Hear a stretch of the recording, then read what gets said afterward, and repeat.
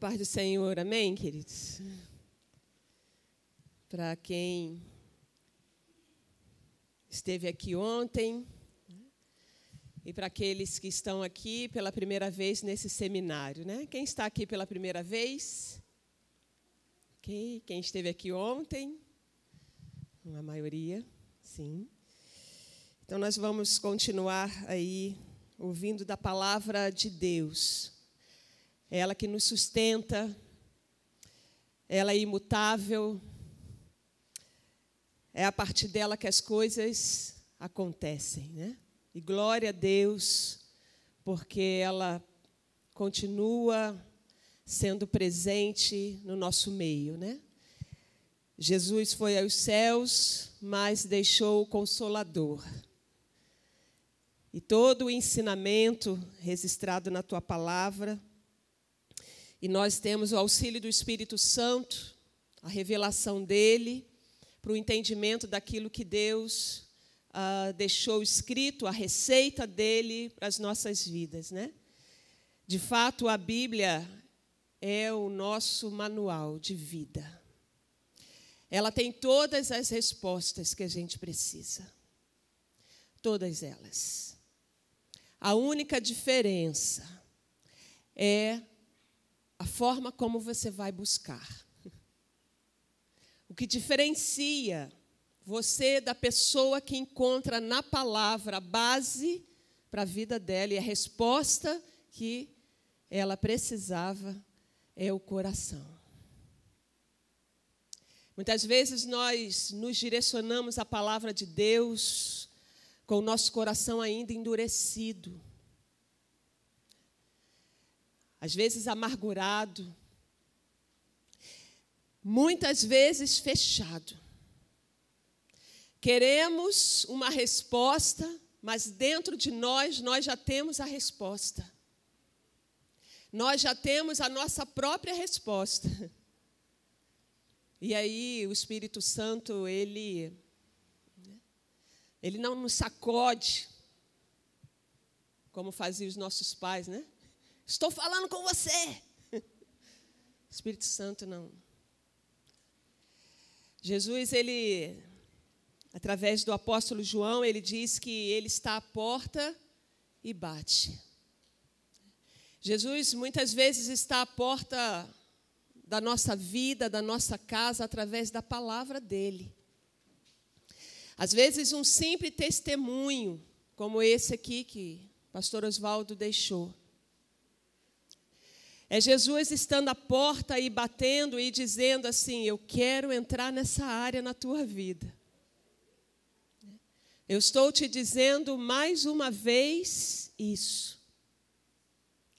Mas aí vem a gente com as nossas respostas e falar: lá em casa quem manda sou eu. E o dinheiro e o bolso fica fechado. E a gente fala: Deus me livre. Ainda fala isso, né? Deus me livre. Se eu compartilhar tudo, aí que meu marido vai mandar mesmo. Ontem nós falávamos aqui que a mulher virtuosa, ela tinha um marido que a valorizava. E falávamos aqui que você poderia perguntar, né? Ah, mas aí é fácil, né? Ser virtuosa quando o marido valoriza. E às vezes a virtude dela gera o valor do marido, mas o valor do marido também gera a virtude nessa mulher. E a gente sabe que casamento é feito de duas pessoas. Ontem eu disse que são duas cadeiras. Cada um tem a sua função. O marido tem o papel dele e ele precisa fazer. Sabe, pai e mãe, quando você sai de casa e deixa as tarefas, Eu fui criada numa família com mais 3 irmãos. O mais novo foi poupado, porque quando ele nasceu, eu sou a mais nova das meninas. Eu já tinha 10 anos. É o filho temporão da minha mãe. Hoje ele está com 39 anos. Então, ele foi poupado. E, de fato, ele é o mais folgado até hoje, né? Ele ainda é o meninão. Mas nós 3, os mais velhos, meu irmão de 54, minha irmã de 51, 52, 51, né? E eu de 49. Nós tínhamos responsabilidades. Eu tinha 8 anos, 7 anos, e eu já tinha uma tarefa dentro de casa, era limpar os rodapés. Meu irmão mais velho lavava louça, e até hoje ele aria uma panela. E você fica assim, ó, hã? Porque a minha mãe, naquela época, gostava de panela brilhando. E era bombril. E ele fazia exatamente como ela pedia. Minha irmã cuidava da casa. Até hoje ela é uma boa dona de casa, organizada, né? E eu, pequenininha, me botaram para limpar os rodapés. E eu ficava limpando, né? Tirando a poeira, que o rodapé era vinho. Num piso, não era piso, né? Era taco. E aquele rodapé vinho, parecia poeira. Fui crescendo, minha mãe me colocou na cozinha. E na cozinha eu fiquei até o meu casamento. Mas quando minha mãe voltava, ela pedia conta das tarefas. Eu tinha que dar conta do rodapé. Minha irmã da casa e meu irmão da cozinha, da louça. Assim vai ser quando Jesus voltar. Ele também vai pedir conta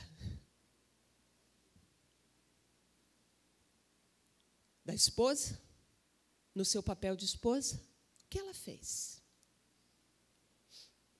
Do marido, no seu papel de marido. Dos pais, no seu papel de pais. Aquilo que cabe aos pais fazerem. Pais, não mães. Na educação, na orientação, no cuidado, no zelo, na disciplina, na exortação, nos filhos. E os filhos, no seu papel de filhos. A obediência, a honra. Papéis que foram designados não pela sociologia, pela antropologia, pela psicologia, mas por Ele, o nosso grande Pai, que foi nos encaixando e dando os papéis para que a gente viesse a desempenhar, até a sua volta, ou até Ele nos chamar para junto deles. Mas tudo vai depender da forma como a gente chega até Ele.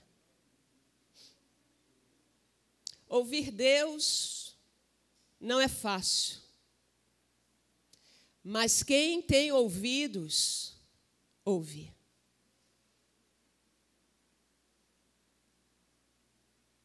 Ouvir Deus não é fácil, porque às vezes Deus manda a gente fazer coisas que nos amedrontam. Mas a mesma voz que ordena é a voz que sustenta, e vocês ouviram aqui. E eu não tenho dúvida disso. Uma vez, Deus pediu para mim largar todos os meus trabalhos e só ficar com o consultório.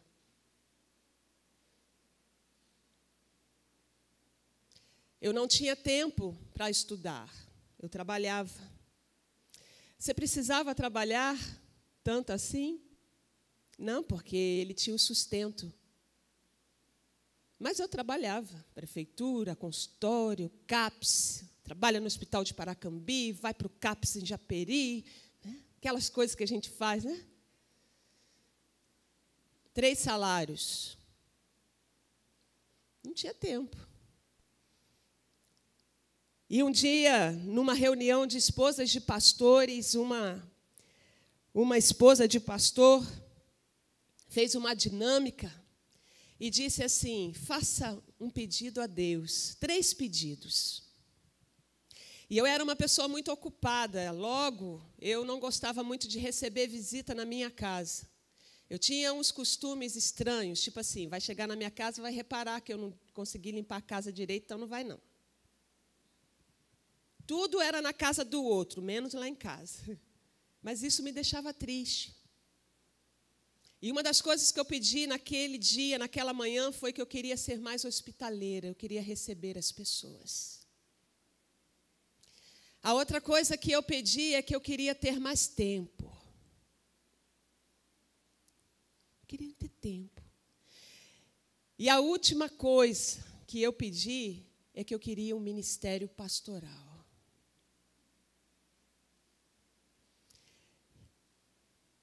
Numa igreja congregacional, você pediu um ministério pastoral. Mas eu não ansiava aqui à frente, não era isso que eu estava falando. Eu queria cuidar, porque pastor cuida.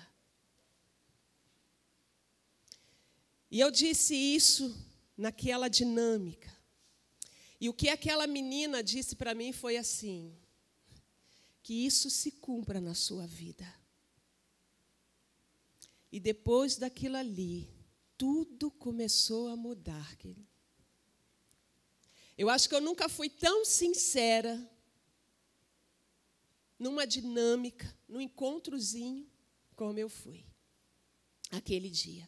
E o Senhor ouviu. E a primeira coisa que o Senhor fez foi me dar tempo. E Ele me tirou dos meus trabalhos. E Ele disse para mim que estaria me tirando dos meus trabalhos. E eu entreguei um concurso público na cidade do Rio de Janeiro, que eu tinha acabado de passar. E fui chamada. Eu fui a única em Paracambi que passou. Fiquei feliz, porque eu não sou boa, não. Diferente das minhas filhas, que são boas, meninas inteligentes, eu falo assim, gente, essa inteligência ficou no meu útero, não subiu para o cérebro. As meninas são boas, muito boas. Eu sempre tive dificuldade no estudo, preguiçosa. Não gostava de estudar. Então, você não gosta de estudar, você não aprende, né, professor? Vai fazer um concurso, você não quer estudar? Mas para aquele concurso eu estudei. E quando eu peguei a prova, eu falei assim, Deus, nem eu estou... Que isso? As coisas que eu tinha lido tinham caído, eu ia respondendo. As leis do SUS que eu tinha lido rapidamente caiu na prova. Eu não estava entendendo nada. E eu respondendo. E quando veio, eu passei, eu falei, passei, uma amiga minha inteligentíssima não passou. E todo mundo falava, não, você passou, você vai ser chamada. Espera que você vai ser chamada. Eu falei, não vou ser chamada, não, mas não passei de frente. Vai ser chamada. 2 anos se passaram. Nesses 2 anos, Deus fez um reboliço na minha vida, mandando, sai do lugar, entrega isso, entrega aquilo, fica só com o consultório. Quando eu estava só com o consultório, chegou o telegrama.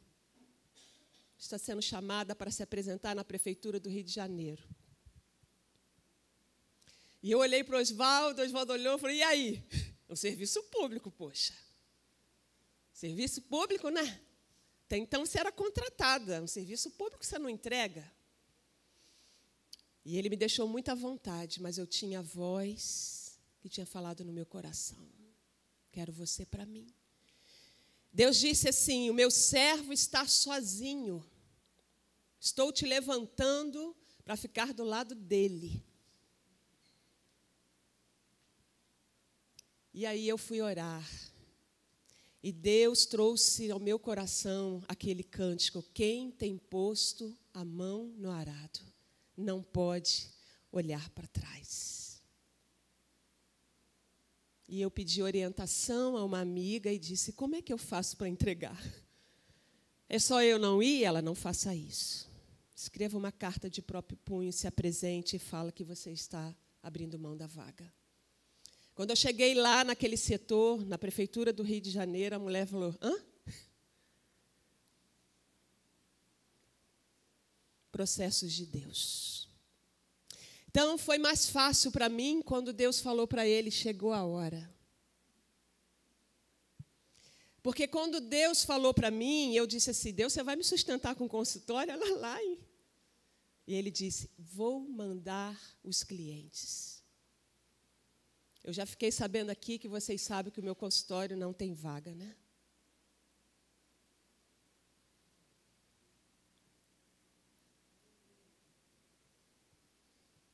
Vou mandar, não se preocupe. E às vezes eu sou até mal interpretada, porque as pessoas falam assim, encaixe. E psicólogo não tem encaixe. Psicólogo trabalha com o horário certo, não dá para se encaixar. Então, em 2013, quando Deus falou, levanta, eu disse para ele, levanta, porque a voz que chama é a que sustenta. E quem estava aqui no encontro do ano passado, as mulheres, eu disse, nem a minha cachorra ficou de fora. Chamada Charlotte, labrador. Já está conosco há 7 anos. E nós pensamos assim, Charlotte, você vai rodar. Você dá muito despesa. E dava mesmo, até o ano de 2013. 2014, nós já tínhamos uma família para receber Charlotte. E o Senhor, então, bradou, como Ele bradou com Abraão. Eu sustento vocês, e não vou sustentar Charlotte? E Charlotte está lá. E a gente ora pela Charlotte, pela saúde dela. Porque cachorro dá trabalho, né? E graças a Deus, o que a gente pode proporcionar para a Charlotte é luxo. Às vezes, nós queremos proporcionar, não que ela precise, mas eu também creio que se um dia ela precisar de um procedimento maior, o Senhor há de sustentar. Mas tudo isso foi porque nós resolvemos ouvir a voz de Deus. E ontem eu estava dizendo, e eu abri o seminário da família, com o Salmo 101. Um texto que o Senhor me mostrou essa semana, e eu então fui ler na palavra e fui buscar outras versões. E o Senhor foi me trazendo clareza, e eu senti o desejo de trazer para cá, porque eu entendo que é dessa forma que as coisas precisam acontecer. O que Jesus disse é que antes de eu atender e tentar resolver as minhas ansiedades e preocupações, seja elas em qual área, quais áreas forem, eu preciso primeiro buscar a Ele. E as coisas do reino dEle. E as demais coisas me seriam acrescentadas. Não há remédio melhor para você trabalhar um coração ansioso do que Mateus 6. De você entender que esse Deus, que através dos pequenos detalhes mostram para nós aquilo que Ele pode fazer, porque Ele faz.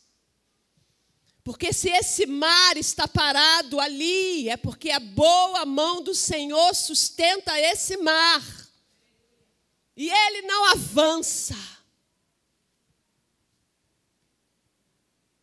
Porque se os pássaros livres ainda podem cantar e viver, fazendo parte dessa natureza, é porque o Pai tem alimentado.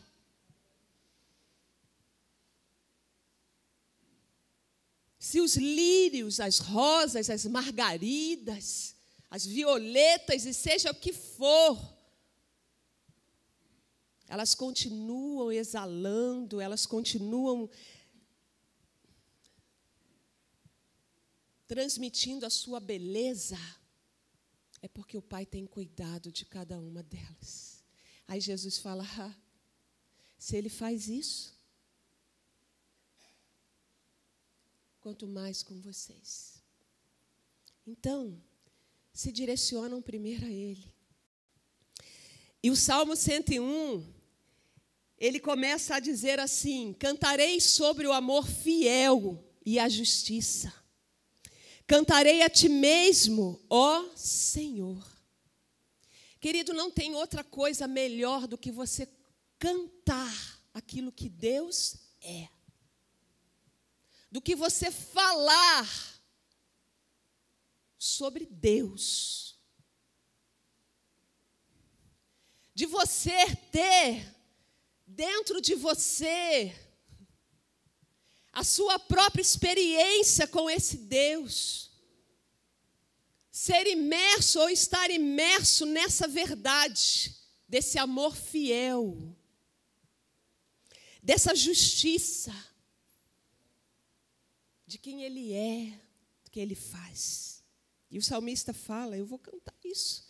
Para que eu vou cantar outra coisa? O que me adianta ficar cantando outra coisa? Ficar falando outra coisa? Acabei de fazer um curso de especialização. Eu não preciso dos meus cursos de especialização. Para quê? Eu vou cantar o que Ele faz, o que Ele é, o que Ele diz. Eu vou estar muito mais alicerçada nisso do que numa teoria de um certo homem muito inteligente, mas que está agora bombando com a educação emocional, ensinando a gente a se educar emocionalmente, saber lidar com a alegria, com a tristeza, com a raiva, com o medo.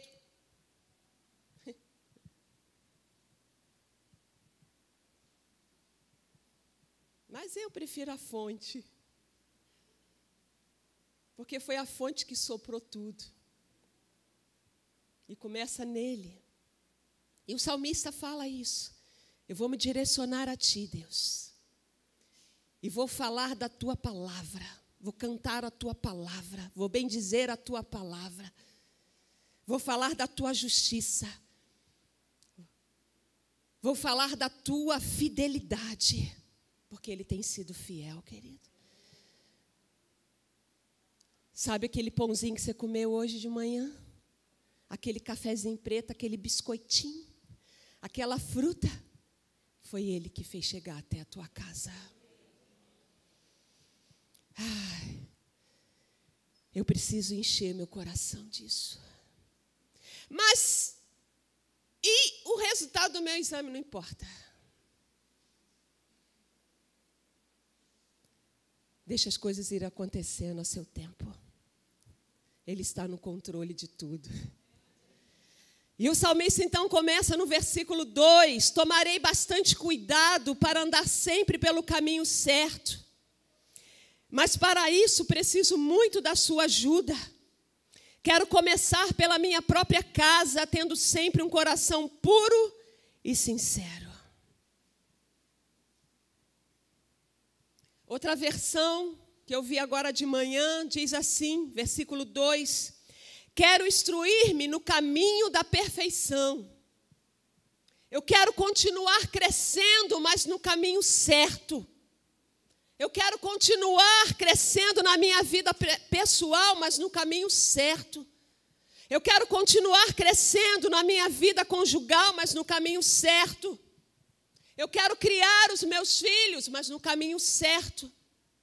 E ele fala, eu quero instruir-me no caminho da perfeição. Quem é perfeito aqui, querido?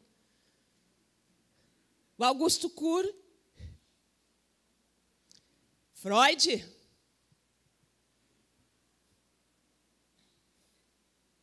Sartre?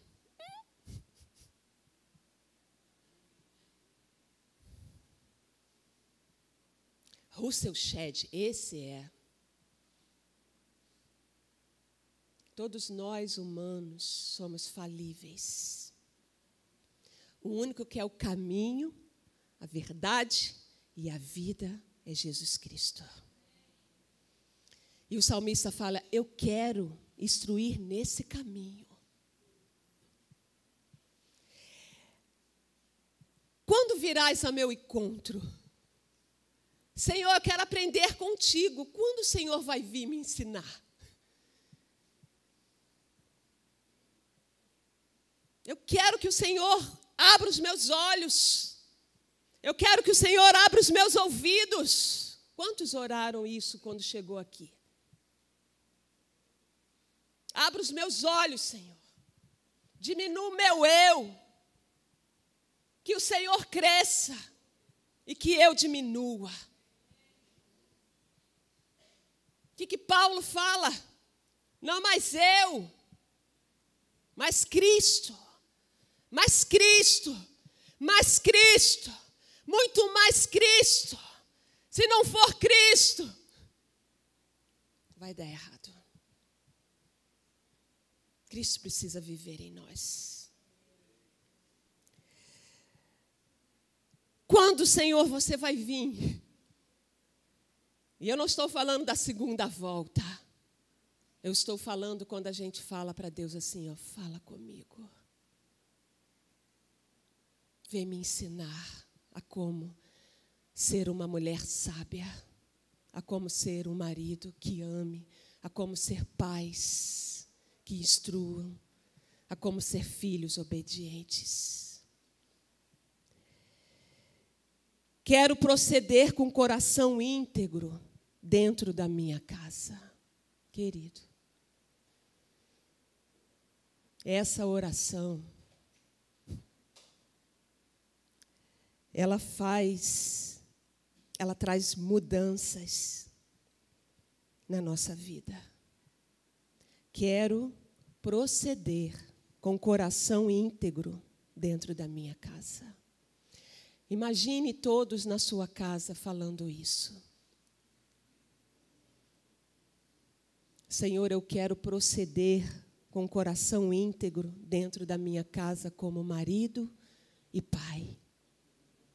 Senhor, eu quero proceder com o coração íntegro dentro da minha casa como esposa e mãe. Senhor, eu quero proceder com o coração íntegro dentro da minha casa como filho ou filha. Como irmãos, eu quero ter um coração íntegro. Aonde? Dentro da minha casa.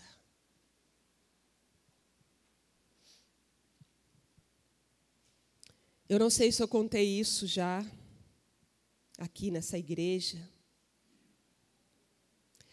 Mas uma vez o Senhor disse para mim que Ele tinha pressa. E Ele disse para mim por que Ele estava levantando o movimento das famílias nas igrejas. Eu digo que essa bagunça toda que está aí, em termos de lei, enfim, no Senado, foi porque nós nos calamos e nós deixamos de acreditar. O diabo pegou a vez da igreja e começou a trabalhar no coração das pessoas. E como disse o pastor Eliabe aqui, eles estão querendo acabar com a família bíblica, a família original. Eu falo que eles são muito ousados, né? Se você pega um artigo na faculdade, um trabalho, e você copia aquele trabalho e muda alguma coisa, você pode sofrer alguma punição. Aquele artigo teve um autor, o nome dele está lá. Se você quer usar aquele artigo, né, diga no seu trabalho, na sua fala, a quem pertence. Não é a sua fala, não é seu estudo.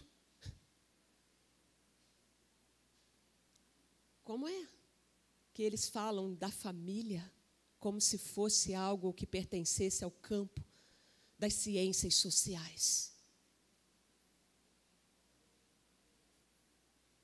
Como que eles falam numa propriedade que vão mudar, que pode desconfigurar, que você pode ter a família que você quiser, como se eles tivessem essa legalidade.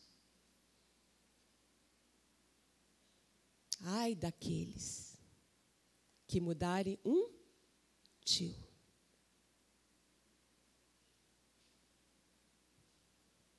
E o Espírito Santo começou a dizer para mim, olha, Deus tem pressa e Ele está começando nas famílias porque Ele vem buscar a noiva. Eu não sei se eu já contei isso aqui. E Ele falou assim para mim, noiva se arruma onde? Em casa, Deus. Cada família é um pedacinho da noiva de Cristo. Você já viu uma noiva chegar na igreja? Espera só um pouquinho, pastor. Vou acabar minha maquiagem. Jesus, alguém viu meu sapato? Sabe quando a gente vem para a igreja e a gente deixa os embaraços lá em casa? Eu não sei se você já parou para pensar que Jesus pode voltar agora. Como é que está seu casamento? Seu filho, seu relacionamento. Como é que está a sua roupa? O que você está fazendo no seu papel? Tem mancha? Jesus manda você cuidar disso. Porque noiva também se arruma em casa. Não é na igreja. Na igreja ela vem cultuar o noivo que pode se apresentar a qualquer momento. Jesus pode chegar aqui, querido, e nós já estamos pronta para o casamento. Você sabe a hora que você vai? Nem eu. Nós não nascemos e não sabemos, nascemos com data de validade, mas nós não sabemos a data de validade nossa. Diferente do requeijão que você compra, né? Está lá no copo. Mas nós não trazemos no nosso corpo a nossa data de validade. Hoje pode ser o seu último culto aqui nessa igreja. E Jesus está te perguntando, tua roupa está limpa? A começar pela tua casa, como estão os relacionamentos familiares. Por isso que o salmista fala aqui, a começar pela minha casa, Deus. Que é o que mais importa. Numa outra versão, ontem, que a gente leu aqui, da Bíblia Viva. É o que mais importa, a começar dentro da minha casa. E o Espírito Santo, então, falou aquilo no meu coração. A noiva se arruma em casa, por isso que eu estou trazendo os reboliços no meio da família. Para que as famílias se consertem para se encontrar comigo. Nós estamos vivendo um período de grande preocupação com o futuro da família, devido a uma série de mudanças sociais e culturais sofridas ao longo do tempo, que ameaçam a estrutura familiar, o seu modelo original. Nós estamos vivendo esse período de grande preocupação.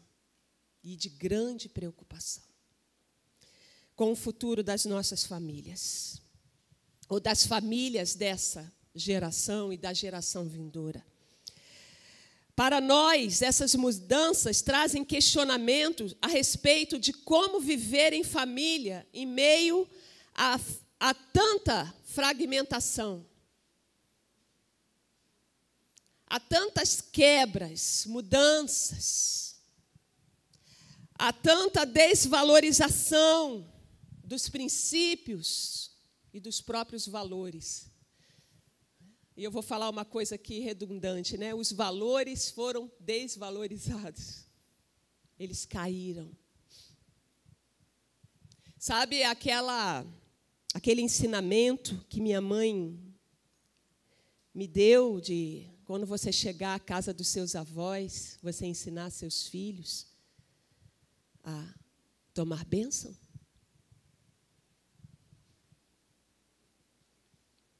Hoje? Há um livro ali, não sei se ele está ali, mas ele está lá, que fala sobre a bênção dos pais. Como é importante os pais abençoarem seus filhos. E como é importante os filhos saberem que precisam serem abençoados pelos seus pais. O que eu vejo hoje na minha prática clínica são os adolescentes empurrando a idade porque eles querem chegar aos 18 anos, para os pais não mais exercerem nenhum domínio sobre a vida deles. Chega a ser engraçado. Saiba de uma coisa: nunca queira sair debaixo da bênção de seus pais. Muitos adolescentes querendo se libertar de seus pais, da obediência, dos valores, do respeito. Poucas coisas na vida têm tanto potencial para nos trazer felicidade quanto os relacionamentos familiares. É verdade. Pouca coisa na vida tem tanto potencial para nos trazer felicidade quanto os relacionamentos familiares. Por outro lado, poucas coisas podem nos trazer tanta dor quanto os relacionamentos familiares. Ou nós vamos ter muita alegria, ou nós vamos ter muita dor. E em meio a essa exaustão de mudanças, em meio a muita competitividade hoje, no mundo de hoje, em meio aos excessos de atividades, em meio às dificuldades financeiras, econômicas do país, administração financeira dentro de casa, enfim, de muitas pressões no trabalho ou na escola, né? Em meio a muitos problemas de saúde e muitos conflitos, nós nos deparamos com uma ansiedade que eu resolvi intitular como ansiedade familiar. Isso não está escrito em livro, mas é uma ansiedade coletiva, gerada pela convivência, pelo contexto da família, dependendo ali do grau de vivência dessa família, né? O grau de problematização, de dificuldades que essa família vem vivendo, né? Cada um em seu papel, né? Cada um em seu núcleo ali dentro do sistema familiar, subsistema, né? Que a gente vai falar, dos casal, dos pais, dos filhos, enfim. E esses questionamentos, essas pressões que vêm, né? Esses problemas financeiros, problemas de saúde, mudanças, né? Novas ideologias também se apresentando, e nossos filhos cada vez mais, né, sendo informatizados aí pela internet, por algumas linhas de pensadores aí, né, que ficam disciplinando e discipulando a mente dos nossos filhos numa ideologia humana, carnal, competitiva. Coisas que não interessam ao reino, porque o reino não foi feito dessas coisas. Deus não criou essas coisas. Deu ao homem o direito de criar. Porque o homem foi cada vez mais se distanciando de Deus. Então ele precisou criar governos. E Deus deixou Mas isso tem crescido cada vez mais no coração do homem. E o homem é insaciável, e cada vez mais ele luta pelo poder, e ele quer fazer com que a verdade dele seja a única verdade. E nossos filhos estão crescendo no meio dessas pessoas, que estão doutrinando a mente dos nossos filhos, e às vezes até a nossa própria mente. E isso, então, tem gerado uma perturbação no meio das famílias, que eu chamei, então, de uma ansiedade familiar. Quais são os sintomas, Adriana, dessa ansiedade? Ela tem afetado os relacionamentos dentro da família, a começar pelo casal, que abandona o seu casamento, que abandona, sem perceber, o seu casamento, para dar conta das muitas atribuições da casa. Trabalho, dívidas, filhos, muita coisa. E eles, então, são pegos por uma ansiedade de ter que dar conta, que eles esquecem de cuidar do casamento. E aí, quem esteve aqui ontem, ouviu já, que casamento precisa ser cuidado. Palavra do apóstolo Paulo em 1 Coríntios 7. Mas aos casados, cuidem do casamento, de como agradar o seu cônjuge, sua esposa, seu marido. Cuidem do casamento. Numa versão, nossa versão diz assim, né? Cuidem das coisas deste mundo, de como agradar a sua esposa. E depois, mais abaixo, Paulo fala para as esposas de como agradar o seu marido. Coisas deste mundo é coisas relacionadas à vida doméstica. Paulo estava falando para os maridos cuidarem do casamento, considerando a vida em família. O que Pedro vai reforçar depois na sua carta, a vida comum do lar, maridos. Então, os casais têm abandonado o seu casamento para cuidar das atribuições da casa. Os pais que não conseguem estar presentes na vida dos seus filhos, porque eles também saíram para dar conta das coisas de casa, das ansiedades, coisas que chegam até nós, e não é pecado a gente ter ansiedade, não, querido. Nós somos humanos. O medo mora ao lado. Ele se apresenta. O pastor falou aqui, quem vai pagar a faculdade da minha filha? Nós vivemos isso. Vamos ter que dar a Charlotte.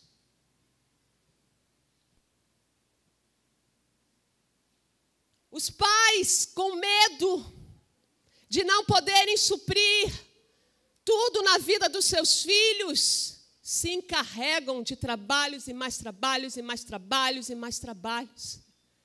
E fazem isso, faz aquilo, se preocupa com isso, se preocupa com aquilo, e abandonam o seu papel de pais. Não estão mais presentes, não sentam mais à mesa, não conversam, não sabem mais do que está andando em casa.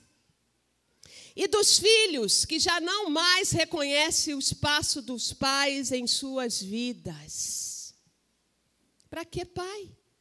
Eles cresceram sozinhos, eles já sabem muito mais. Quando o pai vai falar de sexo, é o pai que tem que sentar, porque o filho já sabe muito mais.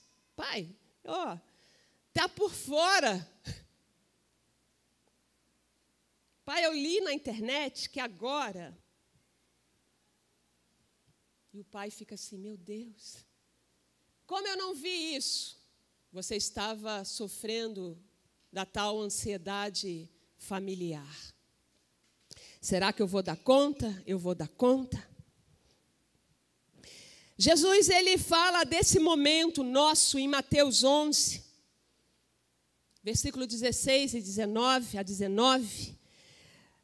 Na versão da Bíblia, a Mensagem diz assim: como posso comparar essa geração? Jesus falando. As pessoas se comportam como crianças mimadas, reclamando dos pais. Queremos conversar, mas vocês estão sempre ocupados. Jesus falava de uma geração inquieta, mimada, que não sabe esperar, impaciente. Uma geração de filhos que querem falar, mas os pais não ouvem.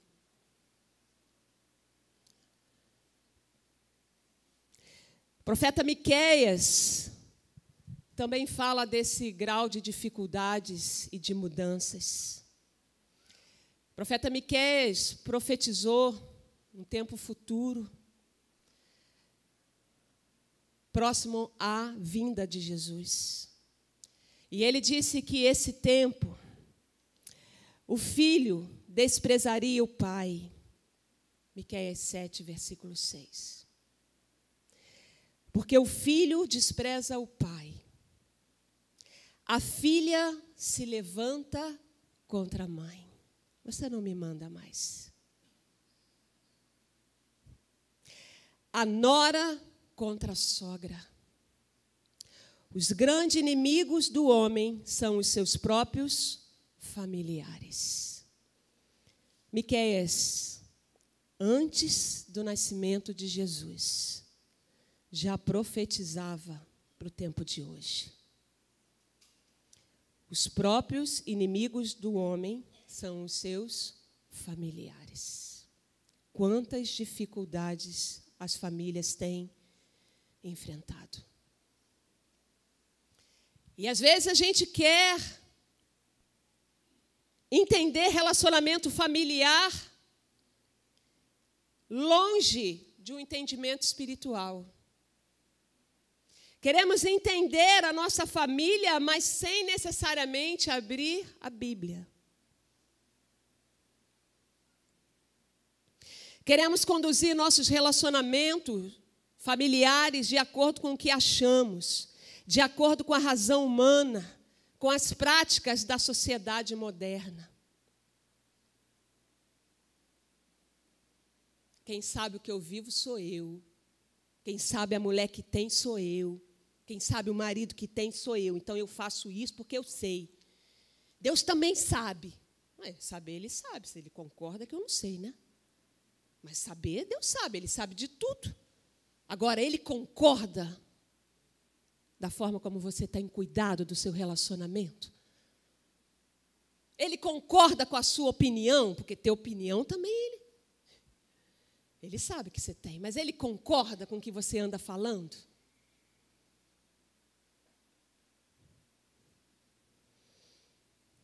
Abra a tua Bíblia em Efésios 5.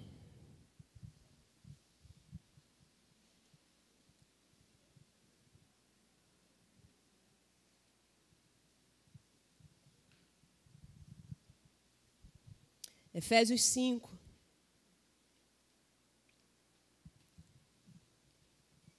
Do versículo 22 a Efésios 6 até o versículo 4. Eu não vou ler isso tudo. Eu só quero que você fique com a Bíblia aberta. Mas eu quero te dar uma informação. Eu não abro mão disso.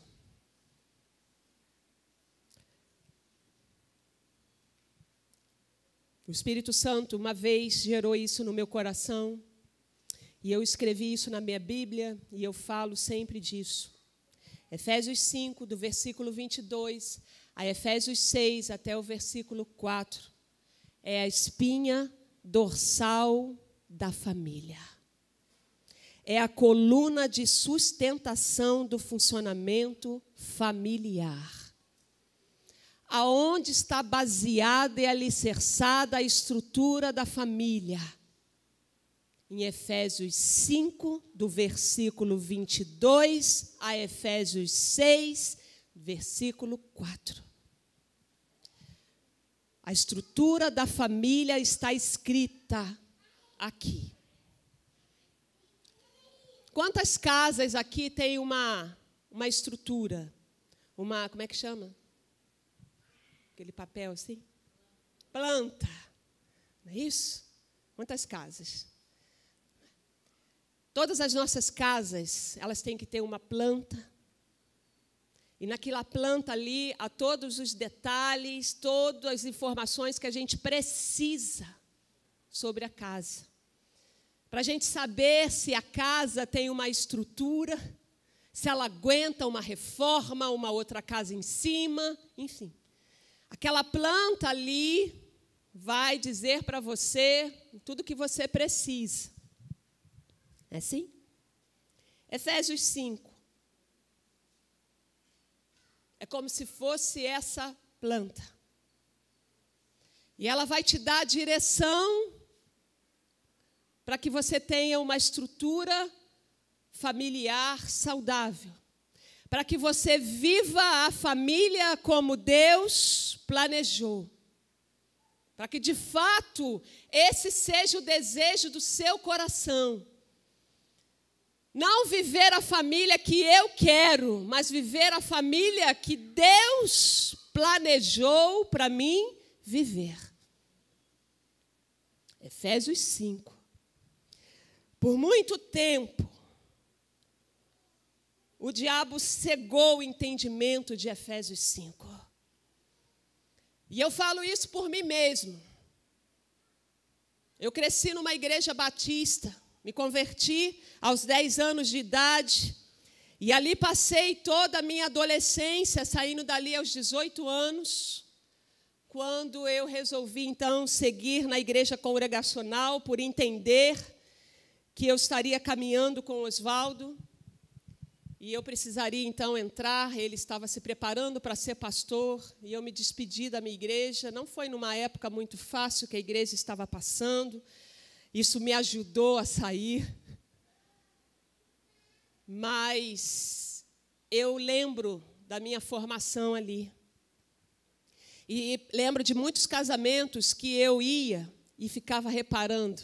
Eu adorava ir aos casamentos, mas quando o pastor abria a Bíblia e falava Efésios 5, não tem outra coisa. E quando eu ia em outro casamento que o outro pastor falava outra coisa, eu dizia, nossa, que lindo. Porque eu achava isso maçante, não que eu não concordasse. Eu nem entendia disso, mas eu achava muito maçante. Mulheres, sejam submissas ao seu próprio marido. Marido. E eu falava, tá bom. E por muito tempo, nós ficamos dispersos disso aqui. Mas eu quero dizer que isso aqui é o que sustenta o funcionamento familiar. Tudo o que foge disso aqui corre risco de desabar. Quando a mulher não é submissa, e eu não vou frisar isso, porque nós já frisamos ontem. Quando ela não é submissa, quando ela não está ao lado do seu marido, quando ela não respeita, honra, ajuda.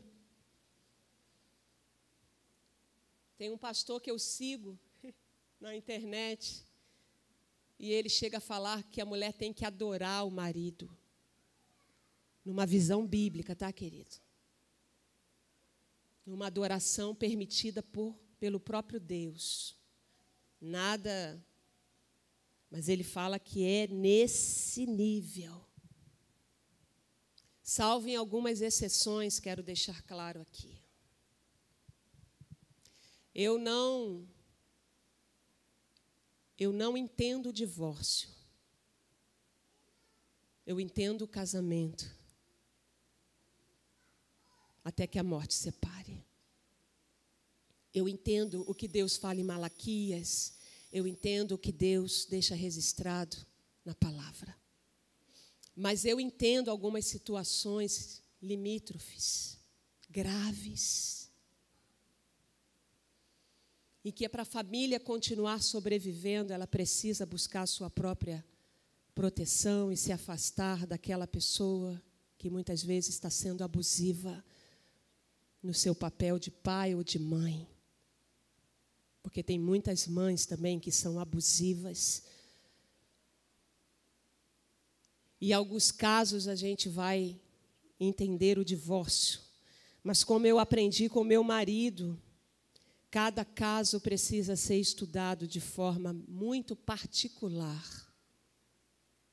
Não são coisas que a gente fala, pode ou não pode. Pode, não pode. Não é assim, querido. Eu não posso falar aqui, o que você acha do divórcio? Qual é a tua história? O que te leva a desistir da tua aliança?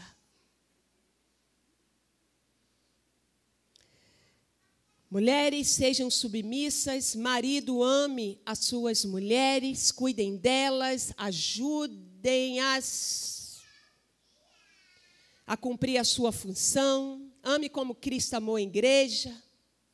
Está tudo escrito em Efésios 5, que eu falei aqui para você. Deixar aberto. Efésios 6, pais, não provoquem a ira em seus filhos. Eu queria me deter a isso. Respeite como pessoas que são, independente da idade. Filhos, 1 ano, 2 anos, 3 anos, 4 anos, já são pessoas em desenvolvimento. Merecem o nosso respeito.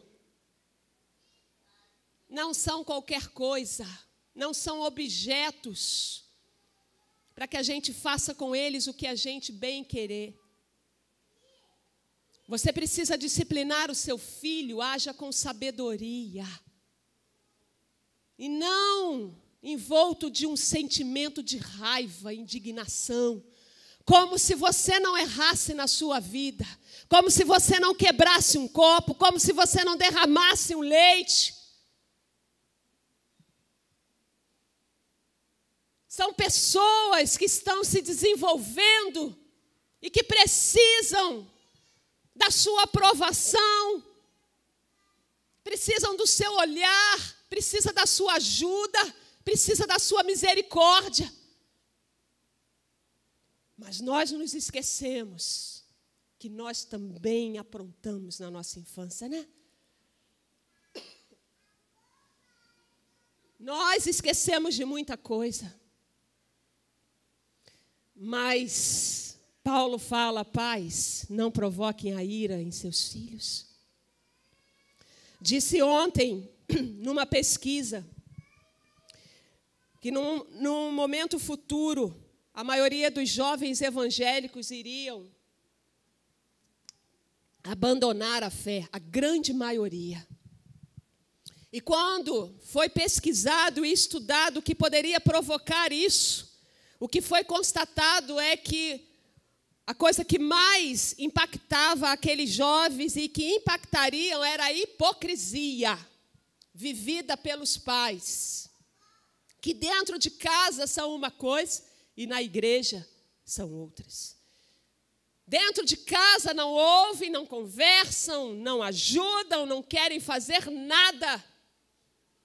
Mas dentro de casa, dentro da igreja,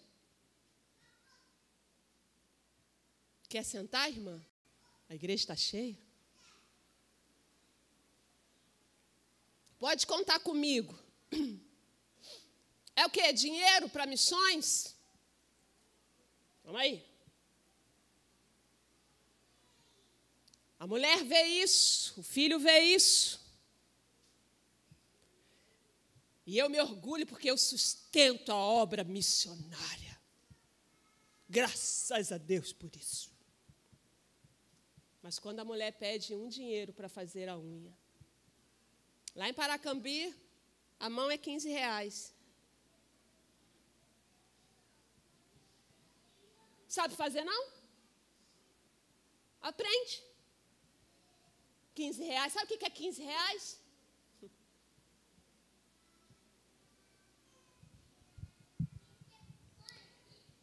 Se o mundo fosse para ser sustentado por missionários, ou se Deus fizesse o casal para sustentar missionários, tão somente para isso? Ele tinha deixado claro lá no Éden. O primeiro ministério que Deus deixou claro no Éden foi a família.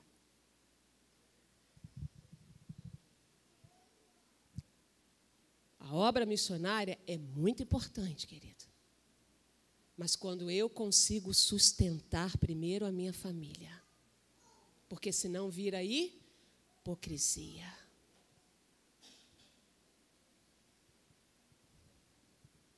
Diz que tem dinheiro, mas só para aquilo que ele acha que tem dinheiro. As crianças não falam isso? Pais que precisam respeitar. Não leve seus filhos à ira. Não seja hipócritas falando uma coisa, mas fazendo diferente. Exigindo algo que vocês não vivam. Seja exemplo, sejam os primeiros. E no final eu vou ler o texto de Deuteronômio. Filhos que obedeçam aos pais. Cadê os adolescentes? Estão em cima? Olá. Parte chata, né? Filhos que obedeçam aos pais. E obedeçam para que tudo te vá bem. E seja de longa vida sobre a terra. Filhos que falam assim, tá, pai, eu entendo. Apesar de não entender muito. Mas eu vou acreditar no que Deus fala comigo. Que eu preciso te obedecer. Por quê? Porque é isso que vai fazer com que tudo me vá bem. Quem disse isso? Deus, lá no deserto, para Moisés. Fale para os filhos obedecer. Deus, relembrando Moisés em Deuteronômio, fala para os filhos obedecer. Paulo trazendo de novo a igreja para os filhos obedecer. Se o pai fala que não, não. Ok, no primeiro momento, não. E depois nós vamos trabalhar com esses pais. Porque adolescente, ele quer ter o seu próprio espaço, né? Tá certo? Eles querem o espaço deles, mas eles não gostam de regras. E é uma construção que o pai precisa fazer com o filho. Ontem eu falei aqui sobre um livro de adolescência. Eu, como psicóloga, quando eu peguei aquele livro, eu me encantei de tal forma que o meu livro, eu li o livro, e eu não costumo ler livro muito rápido, mas o cara não é psicólogo, mas uma sabedoria, falando sobre essa fase tão tumultuada, mas tão necessária. E como eu aprendi lendo o livro. Porque ele disse que o adolescente não aprende ouvindo pais. E o que a gente mais faz é, senta que eu tenho que falar. Isso não pode, isso é assim, você não conhece a vida, você está passando que a vida é tudo assim, papapá, papapá. Fala que quando a gente se mostra assim para o adolescente, ele se fecha. Adolescente aprende falando. Abre espaço para o teu filho poder falar o que ele está aprendendo. Aprenda com teu filho, ensine junto, compartilhe e crie um espaço de conversa. É assim que a gente precisa chegar aos nossos adolescentes. Eles obedecem, os pais respeitam e eles obedecem. E essa relação. E para encerrar, como eu disse ontem, né? Está tão claro essa estrutura. Está tão claro, tá bom, mas como é que faz isso pegar? Aonde liga o botão? Meu Deus do céu, eu leio isso, eu quero, mas aonde que isso começa a ser verdade? E meu coração começa a se render a isso? Aonde está isso, Adriana? Aí eu falo, e eu gostaria agora de ler junto com você em Efésios 5, versículo 18. Como eu disse ontem, antes de Paulo falar da estrutura, Paulo começa a falar da necessidade da gente se embriagar com o Espírito Santo de Deus. E ele fala assim: não vos embriagueis com o vinho, no qual há dissolução, mas enchei-vos do Espírito. E como é que a gente se enche do Espírito? Como é que você se enche do Espírito? Como é que você é mais cheio do Espírito? Como é? E ele continua falando no versículo 19, falando com salmos e louvando com hinos e cânticos espirituais. A boca fala o que o coração está cheio. O que você está enchendo o seu coração? Qual é a última parada da MPB que você tem ouvido e você diz assim, não tem nada a ver. Tem nada a ver não, pode ouvir. Não tem nada a ver quando a dose maior é dele. Agora, quando você só enche o seu coração de coisas que não te levam a nada, você fica fraco. Por isso que ele fala assim, não vos embriagueis com vinho, com outras coisas que são passageiras, coisas que podem trazer destruição, mas enchei-vos do Espírito Santo, falando entre vós com salmos, palavra de Deus, cantando, louvando com hinos e cânticos espirituais. É assim que a gente enche a nossa vida e a gente dá espaço para o Espírito Santo atuar dentro de nós. Você dá liberdade e ele vai falando para você aquilo que você tem que fazer na hora que você mais precisa, quando você dá essa liberdade para o Espírito Santo. É na relação com Deus que vamos ter os recursos necessários para vivermos em família. É só através de uma vida cheia do Espírito Santo, é só uma vida cheia da presença de Deus que eu vou me sujeitar ao meu marido. É só através de uma vida cheia do Espírito Santo que o marido pode amar a esposa, como Cristo amou. É só através de uma vida cheia do Espírito que o filho obedece aos pais. É só através de uma vida cheia do Espírito Santo que os pais não irritam os filhos, não desrespeitam, não desconsideram, não desqualifiquem. É só através de uma vida cheia do Espírito Santo. E fechando em Deuteronômio 6, vai lá. Fechando a palavra em Deuteronômio 6, 5 a 7. Na linguagem da Bíblia, a mensagem. Se você não quer abrir, você ouça com atenção o que essa linguagem aqui vai dizer de uma forma clara para nós. Deuteronômio 6, versículo 5 ao 7, diz assim: atenção, Israel, ou atenção, pais, atenção, esposo, atenção, esposa, atenção, pai, atenção, mãe. O Eterno, o nosso Deus, é um e único. Amem o Eterno, seu Deus, de todo o coração. Ame o Eterno com tudo que há em vocês e com tudo que vocês são. Escrevam no coração os mandamentos que eu estou transmitindo a vocês. Apropiem-se deles e levem seus filhos a se apropriar deles. Que eles sejam o assunto dessa conversa, onde quer que vocês estiverem, sentados em casa ou andando pela rua. Que eles sejam repetidos desde a hora em que vocês se levantam de manhã até a hora de cair na cama à noite.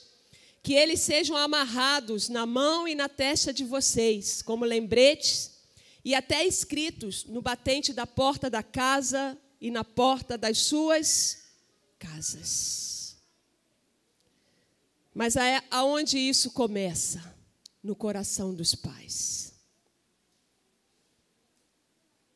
Ame a Deus de todo o seu coração, de toda a sua força, de todo o seu entendimento. Primeiro, essas palavras precisam estar no seu coração. Depois, você vai inculcar isso no coração dos seus filhos. Vivendo a família como Deus planejou. Efésios 5. Eu preciso viver esse modelo, esse desenho, essa estrutura familiar. Mas o combustível, o óleo, e aquele óleo que desce na barba de Arão, aquele óleo que unge os relacionamentos, os comportamentos, esse óleo, ele está presente em Efésios 5:18. Só com uma vida cheia do Espírito Santo é que a gente consegue funcionar e ser o marido, a esposa, os pais e os filhos que Deus planejou para a gente ser. Eu posso ouvir um amém? Amém, queridos? Que Deus te abençoe. Que você guarde essa palavra no seu coração para não pecar contra Deus. Deus hoje te traz a responsabilidade de você edificar a sua vida nele. Nós fomos ministrados com o salmo pela manhã, dizendo que se o Senhor não edificar, se não começar em Deus a historinha da nossa casa, em vão trabalha os que edificam. Que o Senhor possa continuar esse trabalho no seu coração e na sua vida.